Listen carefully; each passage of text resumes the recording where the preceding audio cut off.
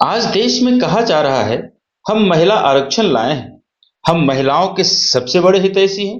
लेकिन आज मैं आपसे एक सवाल पूछना चाहता हूँ। अगर महिला आरक्षण महिलाओं के सम्मान के लिए है, तो फिर महिलाओं को लेकर इतनी सस्ती भाषा क्यों? अगर महिलाएं आज सत्ता की ताकत हैं, तो संसद में शूर्पणखा, रैलियों में 50 करोड़ की गर्लफ्रेंड, दीदी ओ दीदी, जर्सी गाय, हाइब्रिड बछड़ा, कांग्रेस की विधवा जैसे शब्द कहां से आए?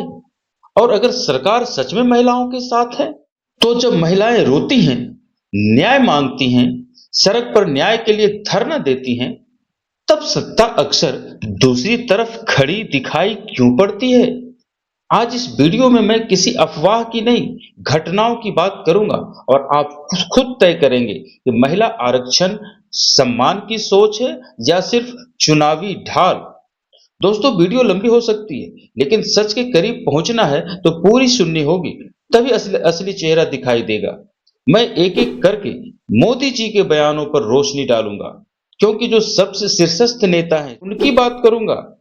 और वही अभी 2 दिन पहले, 4 दिन पहले जो है, राष्ट्र के नाम संदेश में बहुत सारी बातें सुनाई है विपक्षियों को कि वो महिला विरोधी हैं, जनता उसे कभी माफ नहीं करेगी, जनता चुनाव में उन्हें दौड़ा देंगी।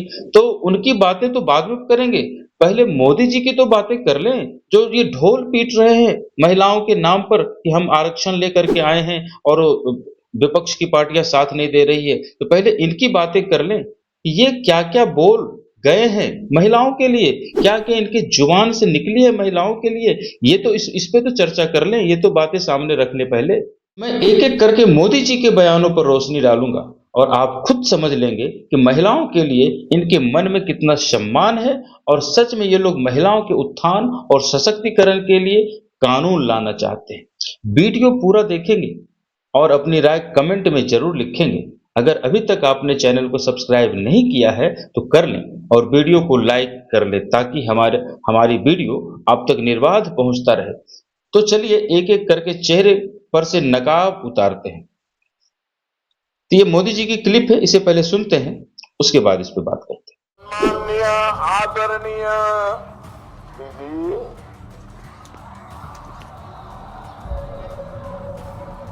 आदरणीय दीदी, ओ दीदी,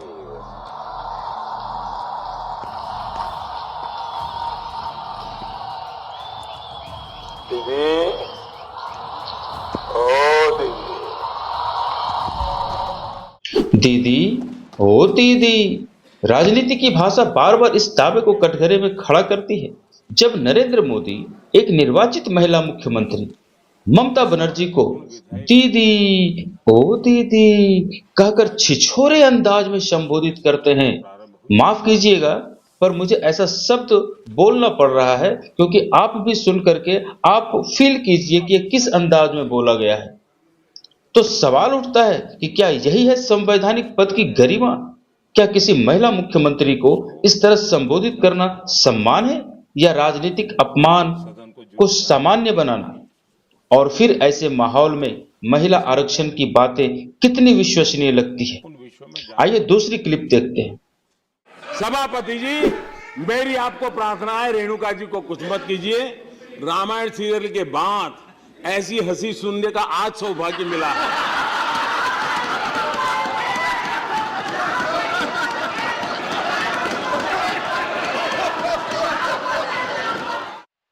जब मोदी जी ने संसद में कांग्रेस सांसद रेणुका चौधरी को शूर्पणखा कहा था, तब सवाल सिर्फ एक बयान का नहीं था। सवाल ये था कि क्या सत्ता में बैठे व्यक्ति के लिए ऐसी भाषा किसी महिला के सम्मान के अनुरूप है? और सत्ता में बैठे व्यक्ति ने, सत्ता के सर्वोच्च शिखर में बैठे व्यक्ति के लिए ऐसी भाषा किसी महिला के लिए सम्मान के अनुरूप है? आज वही सरकार महिला आरक्षण को महिला सशक्तिकरण की सबसे बड़ी मिसाल बता रही है। लेकिन क्या सम्मान कानून लाने से ही साबित हो जाता है, या फिर सोच और भाषा में भी बदलाव जरूरी होता है? यही वजह है कि महिला आरक्षण पर तालियों के बीच ये सवाल आज भी जिंदा हैं, सम्मान या सिर्फ दिखावा। लोग ऐसी बातें इसलिए मत किया करिए क्योंकि आपके गिरेबा में झांक कर देखिए, आपकी असलियत यह है कि महिलाओं की कोई इज्जत नहीं है आपके यहां, और आप दूसरे को पाठ मत पहाड़िए राजनीति करने के लिए, क्योंकि हार से आप बौखला रहे हैं इसलिए आप ऐसा कर रहे हैं। आपने 50 करोड़ की गर्लफ्रेंड कहा, आपने हाइब्रिड बछड़ा कहा, आपने जर्सी गाय कहा, क्या आप उसको, और ऐसे व्यक्ति को हमने प्रधानमंत्री बना दिया इस देश ने, ये सोचिए आप। प्रधानमंत्री मोदी जी मंच से शशि थरूर की पत्नी सुनंदा पुष्कर के लिए 50 करोड़ की गर्लफ्रेंड कहा। संसाधन विकास राज्य मंत्री शशि थरूर ने अपनी पत्नी सुनंदा पुष्कर को लेकर नरेंद्र मोदी के बयान को लेकर पलटवार किया है।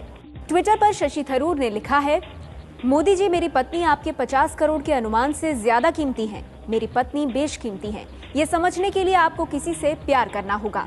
थरूर ने कहा कि मोदी जी, पहले आपको खुद को किसी के प्यार के काबिल बनाना चाहिए।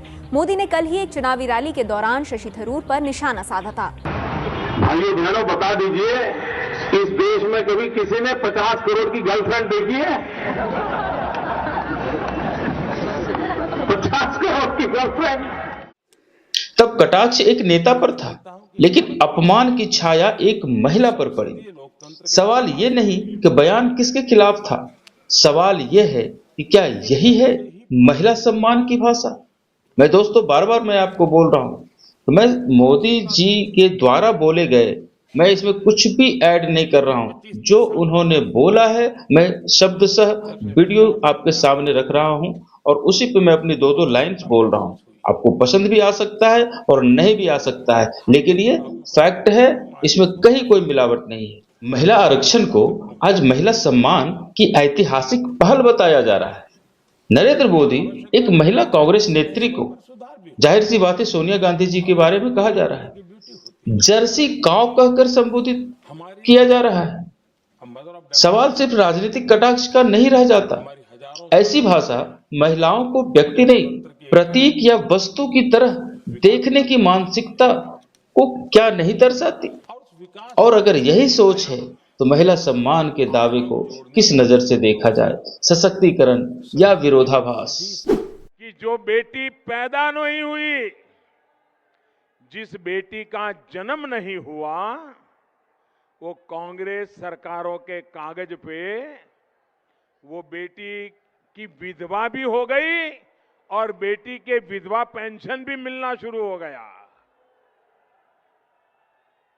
ये रुपये कौन कौन विधवा थी जो लेती थी?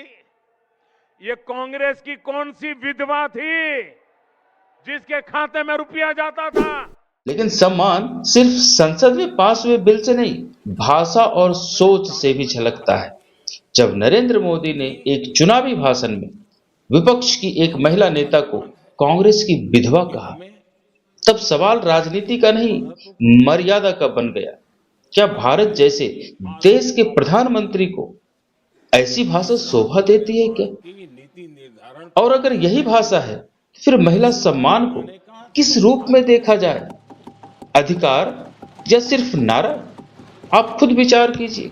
बहुत सारे ऐसे बयान हैं जो सिर्फ मोदी जी ने दिए हैं, मुजरा, मंगलसूत्र और बहुत सारे कतार में लाइन बातें हैं। वीडियो बहुत लंबी हो जाएगी, इसीलिए उनके बयान, उनके जो मुख्य बयान थे उनको मैं आपके सामने रखा, जो महिला से संबंधित बयान थे। बयान तो बहुत सारे हैं, महिला से संबंधित बयान थे, क्योंकि महिला आरक्षण और महिला सम्मान की बातें आजकल ज्यादा हो रही है, इसलिए से मैं ये सारे उनके मोटे मोटे जो बयान थे मैं आपके सामने रखा।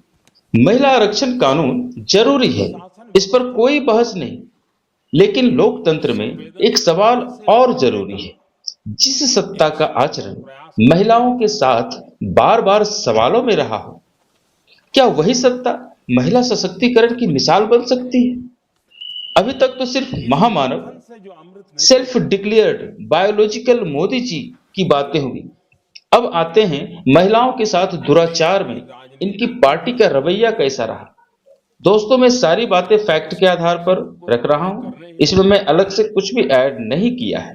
अब एक एक करके घटनाएं देखते हैं। इस वक्त की बड़ी खबर उत्तराखंड से आ रही है। उत्तराखंड के ऋषिकेश में जहां 19 साल की लड़की की मौत के मामले में पूर्व मंत्री के बेटे सहित 3 आरोपियों को गिरफ्तार किया गया है। पूर्व मंत्री का ऋषिकेश में रिजॉर्ट है और लड़की वहीं काम करती थी। थाने के बाहर बवाल, को फांसी दो, फांसी दो, फांसी दो। राज्य मंत्री के बेटे को उन्हें बोलिए यहाँ पे आएंगी, यहाँ पे बात करेंगी। जनता ने उनको चुना है, यहाँ की बेटियों की सुरक्षा उनकी जिम्मेदारी है। तस्वीरें उत्तराखंड के ऋषिकेश की हैं, जहां 19 साल की लड़की की हत्या के बाद लोगों का गुस्सा फूट रहा है। उत्तराखंड का मामला, अंकिता भंडारी का मामला सिर्फ एक लड़की की मौत का सवाल नहीं था। ये सत्ता की संवेदनशीलता का इम्तिहान था। एक रिसोर्ट में काम करने वाली लड़की जिसने गलत मांग मानने से इनकार किया, आरोप लगे रिसोर्ट मालिक पर जिनका नाम सत्ता से जोड़ा गया। अब सवाल अदालत का नहीं है, सवाल यह है कि क्या शुरुआत में सरकार पीड़िता के परिवार के साथ खड़ी दिखी या फिर पहले चुप्पी दिखाई। यहीं से लोगों का भरोसा हिलता है। बात हो रहा है उत्तराखंड के एक बड़े बीजेपी के नेता हैं और उन्हीं के बेटे के नाम से वो रिसोर्ट था और जिनके ऊपर ये आरोप लगा हुआ है कि अंकिता भंडारी के साथ उन्होंने किसी एक बड़े नेता के साथ गलत काम करने के लिए मनाने की कोशिश की और वो नहीं मानी तो उनके साथ में गलत किया गया और उनको मार के फेंक दिया गया। आइए दूसरी घटना की बात करते हैं। उन्नाव रेप केस, उन्नाव बलात्कार मामला। बाद आज यूपी पुलिस की एसआईटी उस माखी गांव में पहुंच गई है जहां आरोपी विधायक कुलदीप सिंह सेंगर और रेप पीड़ित दोनों के घर हैं। लखनऊ रेंज के एडीजी राजीव कृष्ण खुद रेप पीड़ित को लेकर माखी गांव पहुंचे। एसआईटी ने रेप पीड़ित का बयान दर्ज किया, लेकिन क्या यूपी पुलिस अब अपनी जांच से खुद पर उठे सवालों को शांत कर सकेगी? लेकिन इस सब के बीच बीजेपी पर राजनीतिक सवाल उठ रहे हैं, क्योंकि यह वो पार्टी है जिसने बेटी बचाओ का नारा दिया था। जब उनके नेता दयाशंकर की बेटी और पत्नी के खिलाफ अपशब्दों का इस्तेमाल हुआ था तो अमित शाह की अगुवाई वाली बीजेपी ने कहा था बेटी के सम्मान में बीजेपी मैदान में।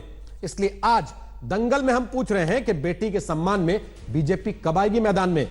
उन्नाव रेप केस में क्या बीजेपी इंसाफ के साथ खड़ी होगी? अमित शाह क्या रेप पीड़ित को इंसाफ दिलाएंगे?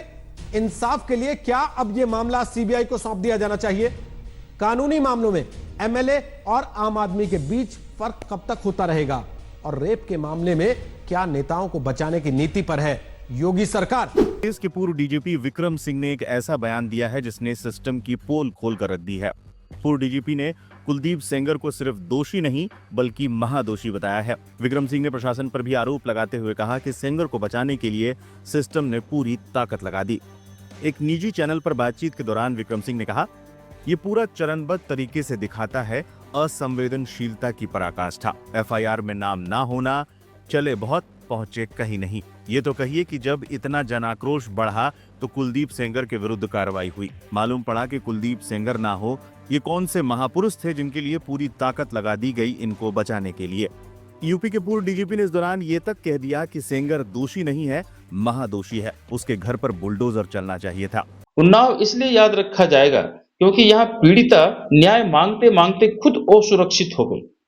आरोपी सत्ताधारी पार्टी का विधायक था और जब मैं सत्ताधारी पार्टी बोलूं तो आपको समझ लेना है कि मैं भारतीय जनता पार्टी की बात कर रहा हूं। सत्ताधारी पार्टी का विधायक था। दबाव, डर, हादसे सब कुछ सामने आया। सवाल साफ है कि जब आरोपी अपना हो तो क्या सरकार पीड़िता से दूरी बना लेती है? विचार कीजिए। हाथरस का काम कौन भूल सकता है? हाथरस ने पूरे देश को झकझोर दिया। एक दलित बेटी, गंभीर आरोप, परिवार न्याय चाहता था, लेकिन सबसे बड़ा सवाल, रात में अंतिम संस्कार, परिवार को दूर रखा गया, सवालों से दूरी बनाई गई। यही देश ने खुलकर महसूस किया, सत्ता सवालों से डर रही है। आइए एक और मामला, कठुआ रेप कांड, जहां एक नाबालिग बच्ची के साथ ये अपराध हुआ। पंकज, ये और हैरान करने वाली खबर है कि इस्तीफा देने वाले बीजेपी के मंत्री अब ये कह रहे हैं कि वो अध्यक्ष के कहने पर आरोपियों के समर्थन में होने वाले प्रोटेस्ट और प्रदर्शन में शामिल होने गए थे। पूरा देश इंसाफ की मांग कर रहा था, लेकिन उसी वक्त भारतीय जनता पार्टी के दो मंत्री लाल सिंह और चंद्र प्रकाश गंगा आरोपियों के समर्थन में निकाले गए धरना प्रदर्शन में शामिल दिखाई दिए। हाथ में तिरंगा था, नारे थे आरोपियों के बचाव में। सवाल साफ है, जब बात एक बच्ची के इंसाफ की हो तो सत्ता किसके साथ खड़ी थी? पीड़िता के साथ या आरोपियों के साथ? यही है नैतिकता की असली परीक्षा। हमेशा आपको आरोपियों के साथ सत्ता खड़ी दिखाई दे रही है। मैं जितनी भी आपके सामने ये बातें रख रहा हूं, हमेशा आरोपियों के साथ ही सत्ता दिखाई दी है, पीड़िता के साथ खड़ी नहीं दिखाई दी है। आइए अगला केस है चिन्मयानंद छात्रा मामला। से रेप के आरोपों में फंसे पूर्व केंद्रीय मंत्री ने एसआईटी के सामने अपने सारे गुनाह कबूल कर लिए हैं। एसआईटी के सामने चिन्मयानंद टूट गए। उन्होंने पीड़िता से मसाज कराने के आरोपों को लेकर के कई आरोप और कबूल किए हैं, लेकिन रेप से इनकार किया है। एसआईटी ने अपने प्रेस कॉन्फ्रेंस में बताया कि चिन्मयानंद और पीड़िता के बीच पिछले 1 साल में करीब 200 बार फोन पर बातचीत हुई।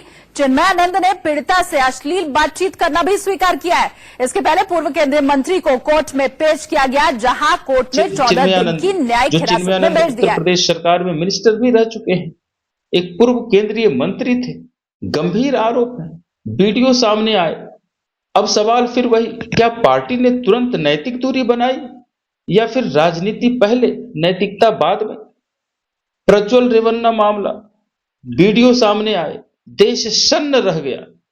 लेकिन उससे पहले चुनाव प्रचार हुआ। उस चुनाव प्रचार में प्रधानमंत्री मोदी प्रज्वल रेवन्ना के लिए वोट मांगते हुए दिखे, यहां तक भी कहते हुए दिखे कि आप इन्हें वोट दीजिए, वो वोट मेरे तक आएगा, वो हमारी हाथों को मजबूत करेगा, मोदी को वोट माना जाएगा, आप इन्हें वोट कर जिताएं। मंच साझा किए गए। यही बात लोगों को चुभती है। आपको याद आ रहा होगा प्रज्वल रेवन्ना का, हजारों सीढ़ी उनकी थी, जो कि मीडिया में आया हुआ था। वो देश से भाग भी गए थे। तो जब आरोप इतने गंभीर थे तो प्रचार क्यों? बृजभूषण शरण सिंह को कोई भूल सकता है क्या? बृजभूषण शरण सिंह जो हमारी महिला रेसलर थी, उन्होंने जो उनके ऊपर दुराचार के जो आरोप लगाए, महिला पहलवान, देश की बेटी, ओलंपिक मेडलिस्ट, पहलवान इनके खिलाफ धरने पर बैठे हैं राजधानी में। बीजेपी के कद्दावर नेता और सांसद बृजभूषण शरण सिंह पर गिरफ्तारी की तलवार भी लटक रही है। यौन शोषण के आरोप में इन पर एफआईआर दर्ज हो चुकी है। दोषी पाए गए तो सांसदी भी जा सकती है। देश का गौरव, आरोप यौन उत्पीड़न, लेकिन न्याय के लिए उन्हें सड़क पर बैठना पड़ा। सबसे बड़ा सवाल, क्या सत्ता खुलकर उनके साथ खड़ी दिखी या फिर आरोपी को ढाल मिली? आरोपी के साथ हमेशा खड़ी मिली कौन? सत्ता। सत्ता मीन्स भारतीय जनता पार्टी। हर बार कहानी अलग थी, लेकिन पैटर्न एक। आरोपी ताकतवर, सत्ता चुप, पीड़िता अकेली। और इसी पृष्ठभूमि में जब सत्ता कहती है कि हम महिला आरक्षण लाए हैं, तो देश पूछता है, आरक्षण कानून से आता है, लेकिन सम्मान व्यवहार से आता है। अगर संकट में महिलाओं के साथ खड़े नहीं हो पाए तो संसद में सीट देकर क्या बदल जाएगा? आज सवाल विपक्ष का नहीं है, सवाल किसी एक पार्टी का भी नहीं है, सवाल है सत्ता की सोच का। जो सत्ता महिला को भाषा में गिराए और संकट में चुप रहे, वो महिला आरक्षण की नहीं, महिला वोट की बात करती है। देश को महिला आरक्षण चाहिए, लेकिन उससे पहले महिला सम्मान चाहिए, क्योंकि अगर इज्जत दिल में नहीं तो संविधान में लिखने से कुछ नहीं बदलता।